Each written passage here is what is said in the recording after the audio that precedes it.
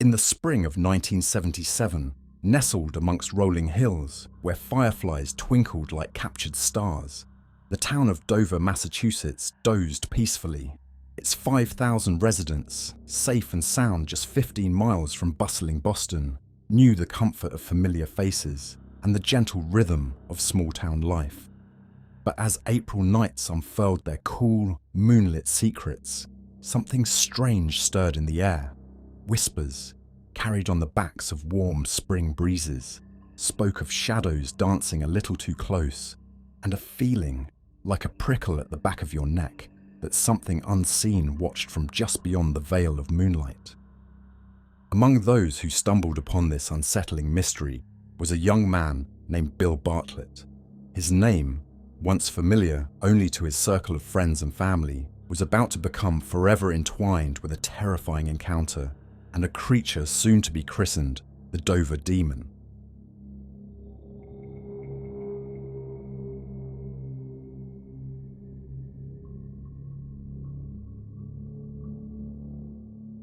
On April 21st, 1977, 17-year-old Bill Bartlett cruised down Farm Street with his friends, the windows rolled down and the radio humming a carefree tune.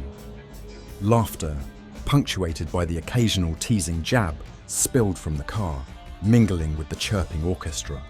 Inside, the warm glow from the dashboard lit a friendly amber hue on their faces, highlighting the carefree expressions of youth.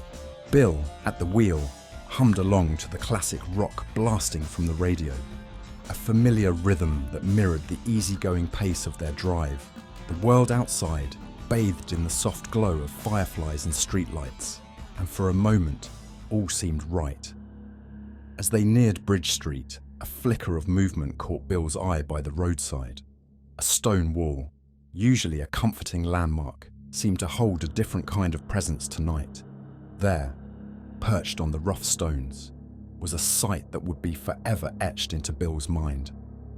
Standing barely 4 feet tall, the creature was naked and smooth, its skin an unsettling shade of pale grey that seemed to absorb the light rather than reflect it. Its head, smooth and hairless, was an oval with no familiar features, no nose, no ears, not even a mouth.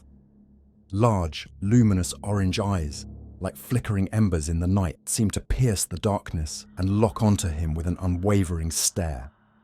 An unsettling chill ran down Bill's spine.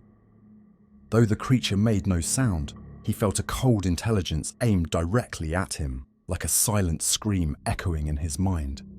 The encounter was fleeting, a horrifying glimpse in the passing headlights. But for Bill Bartlett, that moment on Farm Street shattered the comfortable normalcy of his world. The image of the creature, soon to be dubbed the Dover Demon, would forever be etched in his memory.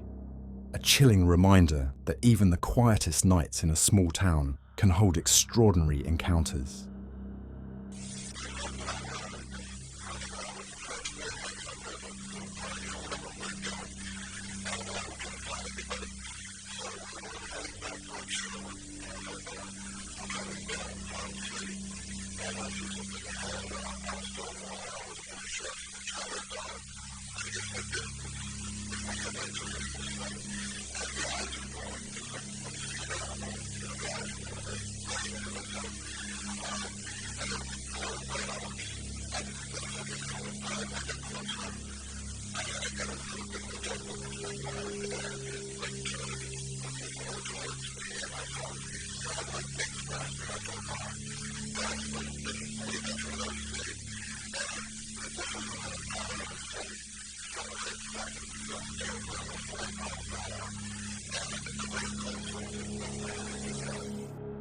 After dropping his friends to their homes, the car pulled into the driveway, the engine sighing to a stop.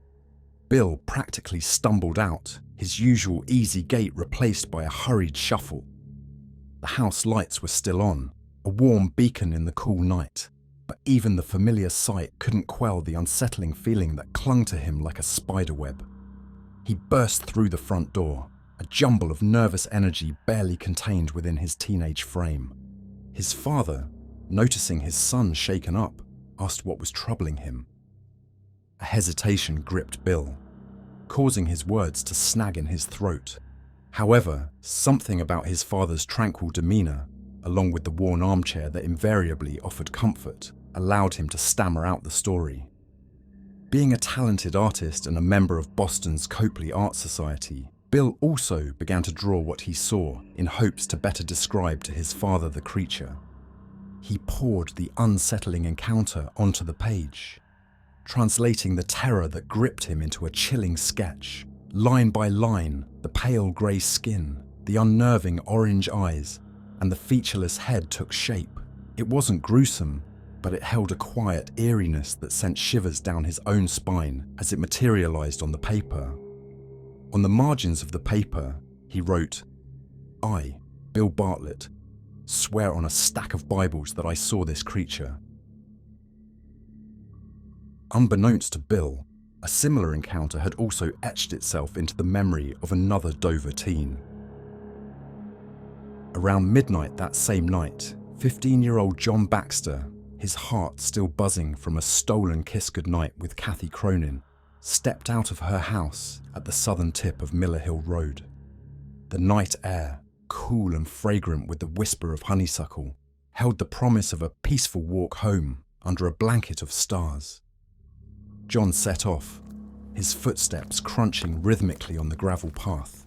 As he walked, the houses thinned, replaced by Massachusetts forestry bathed in the soft glow of the moon. Half an hour later, with a good mile under his belt, a solitary figure appeared in the distance. It was short, its form silhouetted against the pale moonlight. Assuming it was his neighbour, M.G. Bouchard, John called out a friendly greeting, but the only response was the sigh of the night wind rustling through the leaves. John continued his walk, the figure growing closer with each step. Finally, it stopped, and John followed suit, a flicker of unease flickering to life in his chest.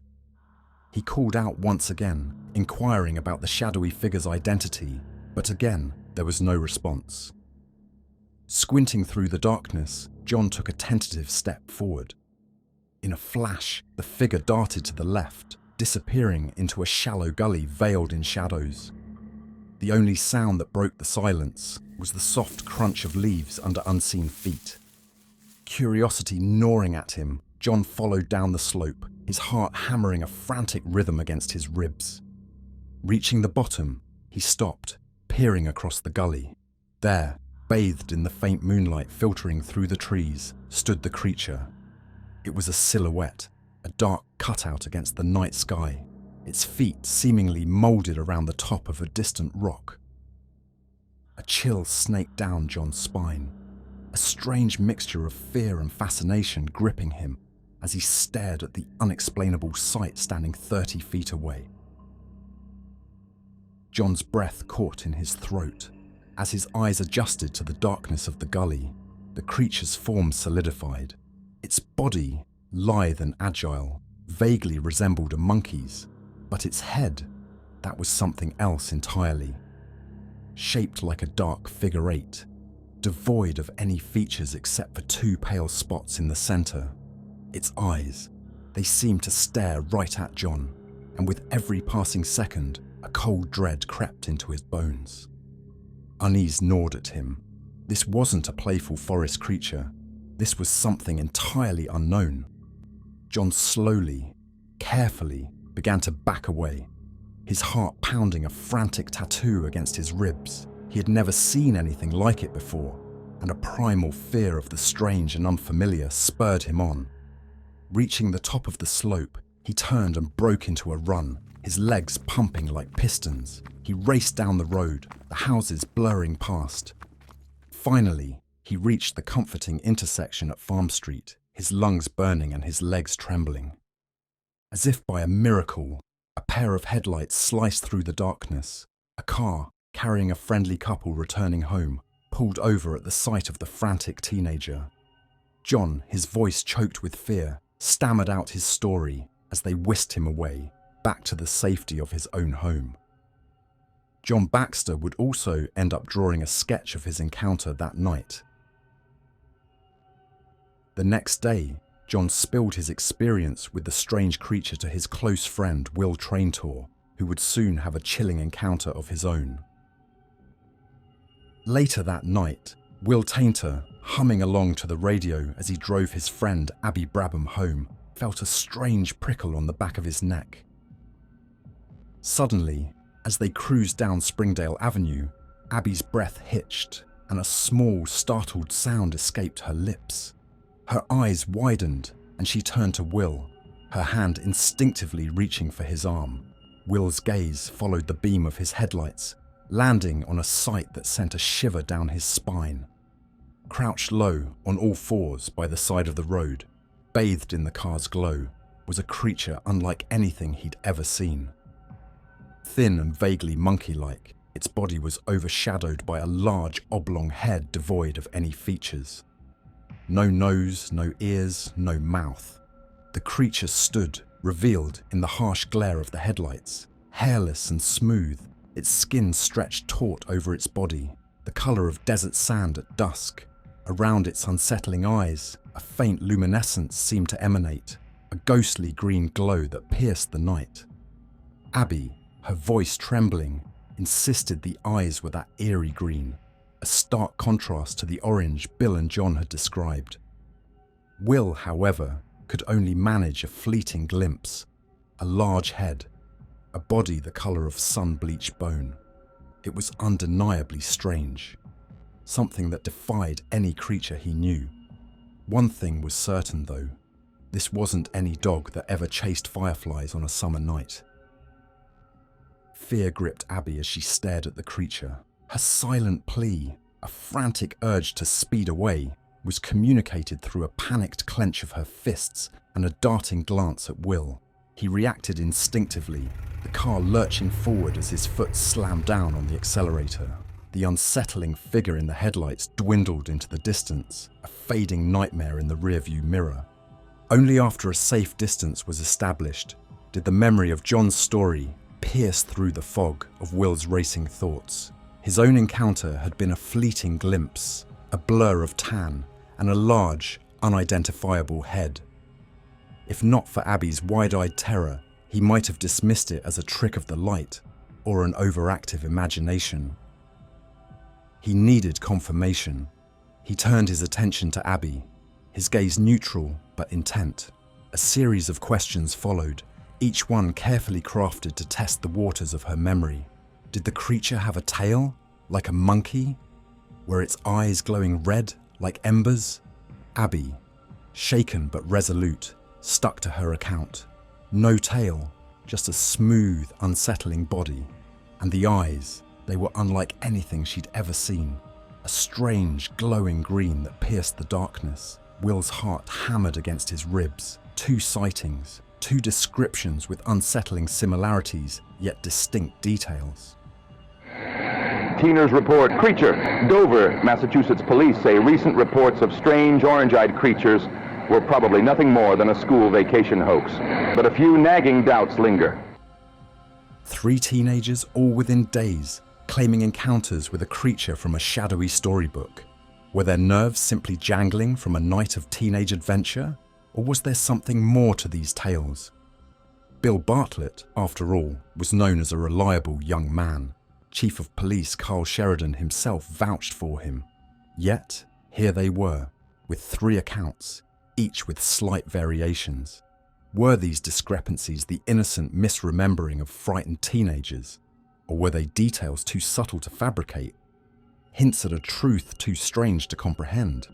Skeptics claim the frightened teenagers had simply encountered a large, startled owl. Snowy owls, after all, were native to the area. Their pale feathers and piercing yellow eyes could appear unsettling in the dim light.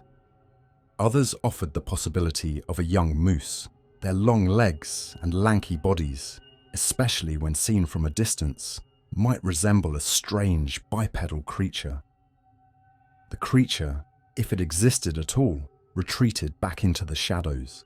But for John, Will, and Abby, the memory lingered, a chilling reminder of the night they encountered something that defied explanation.